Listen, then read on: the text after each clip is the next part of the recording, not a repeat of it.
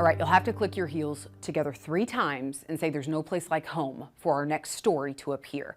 Well, one of the most famous lines from The Wizard of Oz is still known today as the movie and story captivates an audience of all ages. But what's the story behind the tale? We're traveling the countryside this weekend with Andrew McCrea.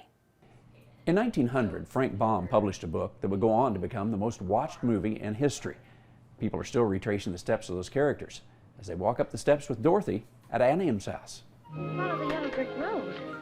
By all accounts, Frank Baum was not your ordinary father for his day. He was an odd father for the 1800s. I think he was an odd person in general, but specifically, he was the one that was really engaged with the children at home.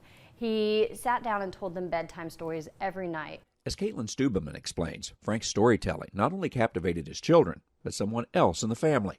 These bedtime stories just were so wonderful that his mother-in-law told him he was a fool if he didn't, write it down. And that book, The Wonderful Wizard of Oz, was quite a hit. So much so that Frank Baum wrote 15 books by the time of his death in 1919. It's part of the story told here at the Oz Museum in Wamego, Kansas. But perhaps Baum's creativity would have remained just a series of books well known a century ago, if not for a movie that hit the screens 20 years later. Gone with the Wind was actually competing with it at the exact same time, and The Wizard of Oz itself went way over budget, about $1 million over budget. Lions and tigers and bears. A huge sum in that day, but the characters from the book, the Tin Man, Scarecrow, Lion, and of course Dorothy and the Wicked Witch, had now come to life on the big screen.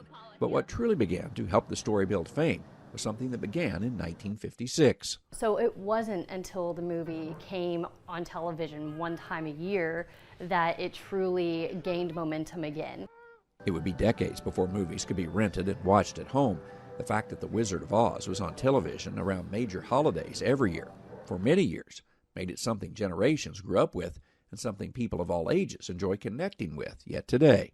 We have 2,000 pieces on display. But it is out of 30,000 pieces plus in the collection.